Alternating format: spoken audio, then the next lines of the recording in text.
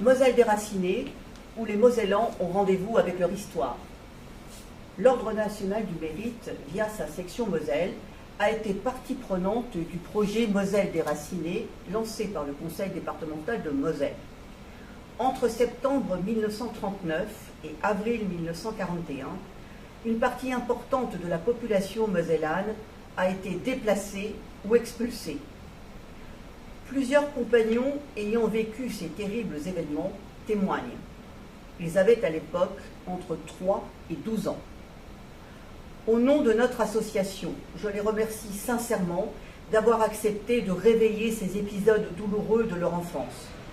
Je remercie également Sébastien Délinger du lycée de la communication de Metz pour le montage de cette vidéo, ainsi que Charlotte Mély et Théo Abar du collège de Vigy pour leur contribution. Pour nous, ce fut le 21 novembre 1940. À 7h30, la sonnette retentit impérieusement. Papa alla ouvrir et des Allemands firent leur apparition. Vous avez 20 minutes pour vous préparer. Vous avez le droit à 30 kilos de bagages par personne et 2000 francs d'argent. En bas, dans la rue, un bus nous attendait et les familles montaient à garde et mal réveillées, avec des enfants en pleurs. Et tout le monde s'embrassait. Est-ce que vous pouvez nous décrire les circonstances de votre expulsion et nous dire en quelques mots comment ça s'est passé? Est-ce que ça a été brutal, ça a été un déchirement? Comment ça s'est passé pour vous? Eh bien, depuis que Monseigneur Heinz avait été expulsé, il y avait donc des expulsions pratiquement tous les jours. Et mon père s'attendait à ce que nous soyons expulsés un jour ou l'autre. Et moi, tous les soirs dans ma prière, je disais, mon Dieu, faites qu'on soit expulsés pour qu'on ne reste pas avec les Allemands. Et ça, en quelle année, là, madame? Donc, c'était à l'automne 1940. Donc, ils sont venus un matin à 7h du matin. Bien sûr, j'étais encore au lit à cette heure-là. Donc, un officier puis un soldat en armes. Et pour nous dire, bon ben voilà, vous avez 20 minutes pour vous préparer, 30 kilos de bagages, je crois que c'était 2000 francs de l'époque. Mon père n'a pas pu nous aider parce que l'officier lui a demandé de lui donner tous les papiers, de lui donner les comptes en banque, le secret du coffre-fort, enfin tout un tas de choses comme ça. Et donc ma mère a préparé en vitesse des affaires. Alors moi elle m'a dit, tu t'habilles, tu mets 3 chemises les unes sur les autres, tu mets 2 pulls. Enfin j'étais boudinée, je n'avais pas fermé mon manteau. Et mon frère était tout petit puisqu'il était né en février 39, donc il avait pas 2 ans. Et alors elle avait préparé une valise avec à la cuisine avec de la poudre de lait pour faire les biberons de mon frère. Mais alors les Allemands ont trouvé qu'elle mettait trop de temps et ils lui ont arraché la valise des mains et on est sorti. Elle n'avait même pas un biberon à donner à mon frère. On est allé dans la rue. Dans la rue, il y avait un autobus qui attendait et qui ramassait les gens de la rue qui étaient expulsés. Donc on est monté dans le bus. Et puis une fois que le bus a été rempli, on est allé sur une voie de triage au Sablon de la SNCF. Et puis là, on a attendu. Après, on nous a fait monter dans un train. Et puis on a attendu que le train soit plein, je suppose. Moi, j'étais terrorisée parce qu'il y avait des Allemands en arbre. Voilà, et puis mon frère pleurait. Enfin, c'était pas très agréable. Et les adultes, eux, se demandaient de quel côté on allait partir. Ils se demandaient si on allait partir du côté de l'Allemagne ou du côté de la France. Alors, quand le train était plein, on est parti. Et tout le monde a poussé un soupir de soulagement en voyant qu'on partait du côté de la France.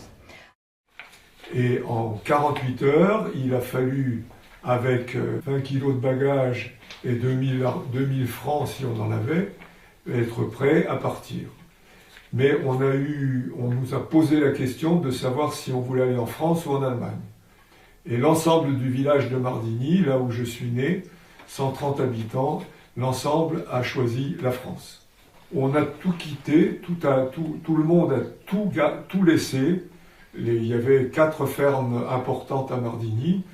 Les agriculteurs ont laissé leurs maisons, leur bétail, leurs récoltes, tout genre d'animaux qui faisaient que c'était un village d'agriculteurs et de petits propriétaires vignerons qui a dû tout abandonner. Comme j'avais 3 ans, je me vois une vue, j'étais au milieu de valises au bord de la route. Et les trains sont formés, et quand le train était complet, il s'en allait. Et on s'est retrouvés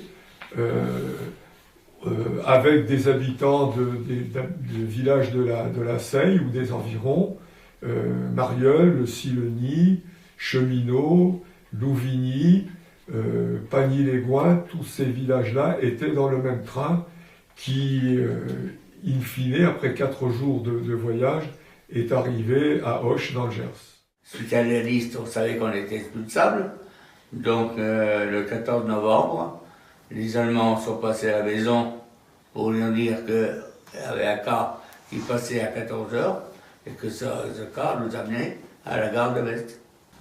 Dès qu'on a su à partir du 1er novembre 1940, il y avait des bruits qui couraient de l'expulsion. Mes parents tenaient le Café de la République à Montigny-les-Metz. Donc dès qu'on a su qu'on était expulsable, on s'est tous réunis. On a pris le train le 14 novembre à 14h à la gare de triage de Metz. On ne peut pas dire qu'il y a eu de la peur, mais il y a eu où on va, qu'est-ce qu'on va faire, c'est tout. L'arrivée à Limoges s'était déroulée dans de bien mauvaises conditions. Très fatigués, consternés par la perte de nos bagages, nous avions fort mal supporté le passage au centre d'accueil. Ce local, surpeuplé, sans hygiène, était tout sauf accueillant. Impossible de trouver le moindre repos dans le bruit, la bousculade, la promiscuité, la saleté. Il fallait vraiment avoir très froid pour utiliser les couvertures proposées et grand faim pour prendre un peu de nourriture. C'était triste et humiliant. Comme était humiliante la distribution de vêtements sales et déchirés destinés à remplacer ce que nous avions perdu. On ne nous attendait pas, rien n'était organisé, la situation se compliquait encore. Alors le voyage a duré, je pense, 4 jours, mais la première partie a été très longue, entre Metz et Dijon, parce que les trains s'arrêtaient, repartaient, étaient détournés parce qu'il y avait les effets de la guerre qui étaient là. Mais là, à Dijon, la Croix-Rouge nous attendait et on a été ravitaillés, on a pu alimenter tout le monde et c'était quand même un soulagement. Et puis, on avait quitté la zone occupée, on était déjà en zone libre. Et arrivé là-bas, les gens avec leur accent du sud-ouest surprenaient quand même certainement les personnes âgées. Je pense que mes grands-parents devaient être assez surpris d'entendre le vocabulaire et l'accent du pays. Vous dire ce qu'on a ressenti, on n'a pas réalisé. On était assommés, je pense, parce qu'il nous arrivait. On est parti de la maison en 2 heures de temps. Et quand on est arrivé là-bas, il y a des Limousins qui nous ont demandé, pour vous dire comment les choses étaient vécues de part et d'autre. Mais qu'est-ce que vous avez fait aux Allemands pour qu'ils vous mettent dehors? C'est curieux ça. Vous voyez, ils n'avaient pas la moindre idée, mais ils étaient hors du combat, hors de... Alors nous étions dans un compartiment et juste à côté d'une autre, il y avait des Allemands, des soldats allemands avec une femme soldat, voilà, qui riait. Et ils nous ont accompagnés jusqu'à Mâcon, qui était la zone de démarcation entre la zone occupée et la zone libre. Vous avez mis combien de temps pour faire ce parcours? Vous vous souvenez de ça? Eh bien, je ne suis pas certaine, mais on a mis pas loin de 2 jours, je crois. Ah oui, quand même. Parce qu'on partait, on s'arrêtait, on repartait, on s'arrêtait. Donc ça a été très très long. Arrivé à Mâcon, et ça c'est un souvenir que je partage avec tous ceux qui ont été expulsés dans ces temps-là. Sur le quai de la gare, il y avait les gardes mobiles qui étaient présents et qui ont présenté les armes à tous ces expulsés. Et tous ces gens qui étaient partis en 20 minutes, de tous les compartiments sortaient des drapeaux français et tout le monde a chanté la Marseillaise. Et moi, rien que d'y penser, j'ai encore la chair de poule. Il fallut apprendre à s'organiser, à chercher, à mendier, presque à accepter notre éthique de réfugiés, à la défendre, à vaincre les réticences et les méfiances. Montluçon, Maman put acheter des manteaux sans ticket dans un magasin où l'entrepôt se trouvait sur la rive du Cher. Il y avait une inondation l'hiver précédent et il soldait les vêtements qui avaient été mouillés. Je me suis retrouvée avec 2 pardessus de garçons, un bleu et un beige. Mon premier ami fut un chien, un bon gros chien aux poils drus et aux yeux doux. Il me suivit dès le lendemain de notre arrivée et m'accompagna sur les chemins des hameaux voisins vers lesquels on nous avait dépêchés, à la recherche de provisions. Je rapportais ce soir-là 2 kilos de pommes de terre et j'avais fait plus de 10 kilomètres. Nous avons été logés à 60 personnes dans des baraquements qui avaient accueilli en 1936 les émigrés espagnols qui avaient fui la dictature de Franco, puis les évacués alsaciens de 1939. La plupart d'entre eux avaient regagné l'Alsace après l'armistice. Et le plus difficile pour nous, ça a été l'absence d'eau. Il n'y avait pas de point d'eau dans la maison, il n'y avait pas de puits, il n'y avait pas la conduite d'eau, ça a été découverte. Il fallait aller chercher l'eau, toute l'eau, pour la toilette, les légumes, la cuisine, enfin, à plus de 500 mètres à bout de bras. Alors c'était pas la douche tous les jours. Nous nous retrouvions, il y avait des femmes qui venaient chercher de l'eau, elles étaient équipées, elles mettaient sur leurs épaules une sorte de joug, et sur chaque joug, un seau.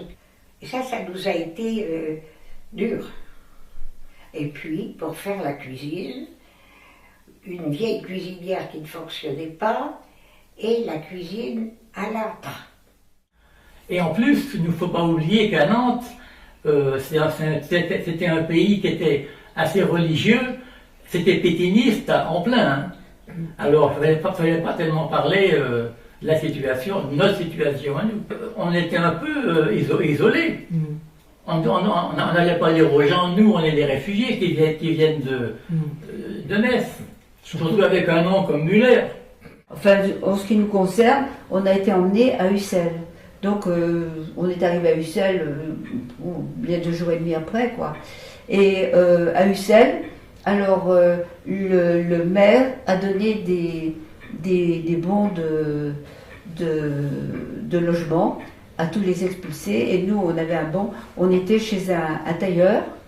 Voilà. Bon, je pense que les appartements, enfin, les chambres avaient été réquisitionnées par ceux qui avaient des appartements assez grands. Alors, ce qui m'a frappé, c'est qu'il fallait marcher sur des patins pour pas abîmer. C'est la première fois que je voyais ça, j'étais vraiment très étonnée. Et alors, on couchait donc chez ce tailleur, mais les repas, on les prenait à l'école, sous un préau. C'était la mairie qui organisait les repas, c'était vraiment la soupe populaire. Voilà. Et on est reparti d'Ussel le 6 décembre. C'était le jour de la Saint-Nicolas. Et ça m'a marqué parce que c'est le seul jour où on m'a pas souhaité ma fête. Il y a des choses comme ça quand on a 9 ans qui vous marquent. Ben oui, bien sûr, bien sûr. Voilà. Sa cousine recevait des amis, etc. Et les amis disaient, bon, depuis le temps qu'on se bat pour l'Alsace-Lorraine, qu'on leur donne une bonne fois pour toutes et puis qu'on n'en parle plus. Alors ma mère leur avait répondu, écoutez, s'ils prennent l'Alsace-Lorraine définitivement, tout ce que je souhaite, c'est qu'ils ne se contentent pas uniquement de ça. Là, on a été accueillis dans un grand restaurant. Là, on était dans une grande salle. Là, on a été nourris pendant quelques jours, le temps de trouver de la glace, des gîtes. Et puis là, il y a une dame qui est venue. C'était une vicomtesse de la Plot de Saint-Venant qui faisait partie d'Orado, en disant qu'elle avait une maison où qu'elle pouvait accueillir une famille. Donc, on a levé le doigt, puis c'est comme ça qu'on est allé à la Plot. Donc il n'y a que votre famille qui est allée... Toutes les autres personnes ont trouvé quand même des logements, hein. Ça a été. Ensuite, on faisait partie d'Oradour, hein, de la commune, de la paroisse, de l'école et tout. Hein. Voilà, on est resté donc à la Plot, on a été accueillis au château, je me rappellerai toujours une grande cuisine, une grande porte ouverte, la porte où il y avait toute la vaisselle et tout. Et on a eu à manger là pendant quelques jours. Alors il y avait donc une cuisine et il y avait 2 pièces.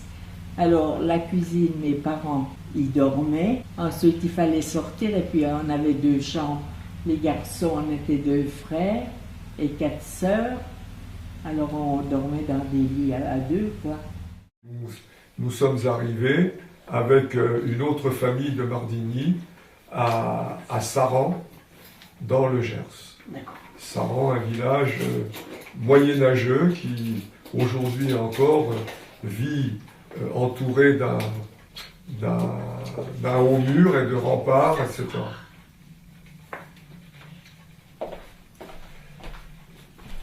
Alors là, bien, la maison que l'on nous a attribuée, c'était une ferme qui n'était plus habitée, certainement depuis pas mal de temps. Déjà, on était loin du bourg, à au moins 600 mètres du bourg. Pour les habitants de Mardigny habitués à vivre en village, se retrouver en pleine nature à l'extérieur, c'était déjà très dépaysant. Et puis, maison abandonnée, ça voulait dire qu'il y avait des rats, des souris, pas mal de choses qui se baladaient là-dedans. Et on nous a attribué ce qu'on appelait des chalis, des lits en bois, avec des matelas de feuilles de maïs séchées. Et on a dû vivre là, comme cela. Alors je ne sais pas si on avait l'électricité ou pas. Je pense qu'il devait quand même y avoir l'électricité, mais il n'y avait pas l'eau courante. Il y avait le puits à côté de la maison, alors qu'à Mardigny, on avait l'eau courante depuis avant 1900, du fait que c'était un village au pied de la colline avec des sources, et les Allemands avaient capté ces sources et installé l'eau courante dans toutes les maisons du village. C'était assez exceptionnel, mais c'était un confort qu'on n'a pas trouvé là-bas. Et puis après, il fallait se nourrir. Alors se nourrir à partir de décembre 1940, c'était l'hiver.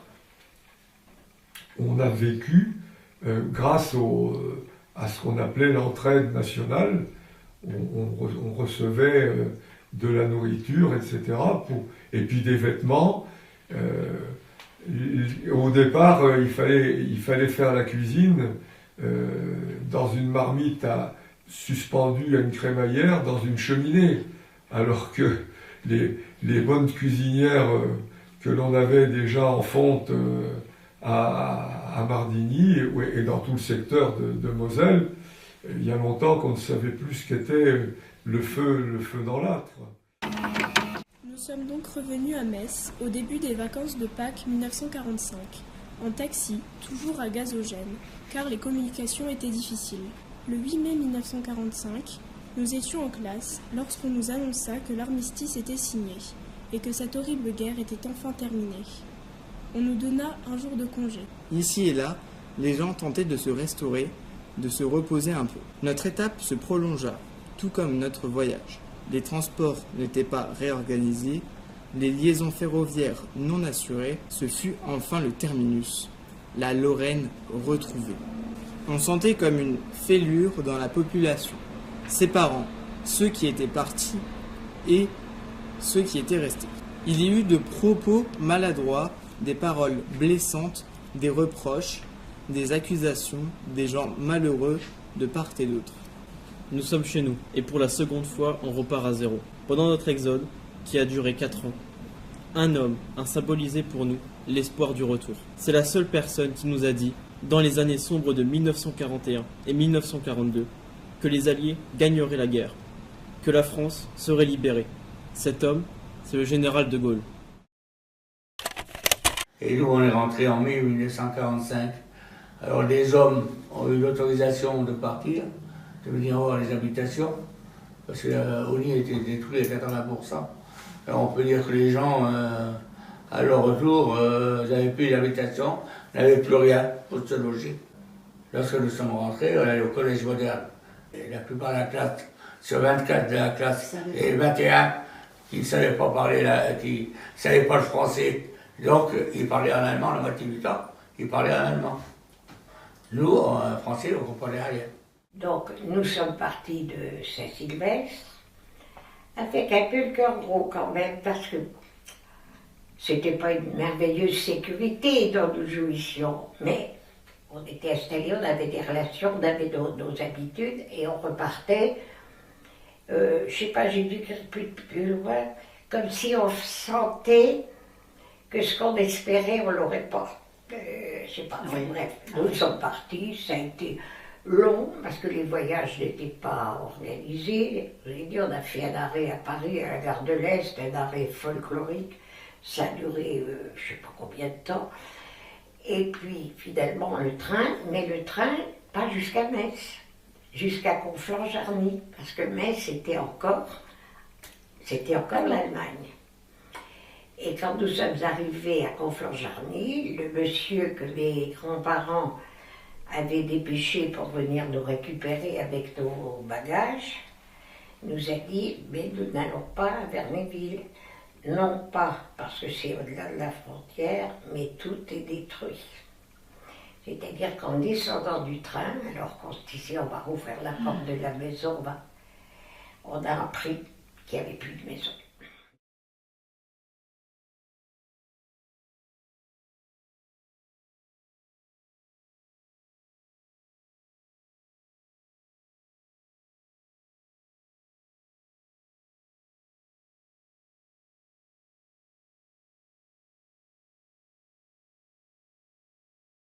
Vous n'aurez pas l'Alsace et la Lorraine, car malgré vous, nous resterons français. Vous avez pu germaniser la plaine, mais notre cœur, vous ne l'aurez jamais. En tout cas, moi je peux vous dire à vous, jeunes, voilà, sans tricher avec le droit, la morale, la justice, faites tout ce que vous pouvez pour éviter la guerre.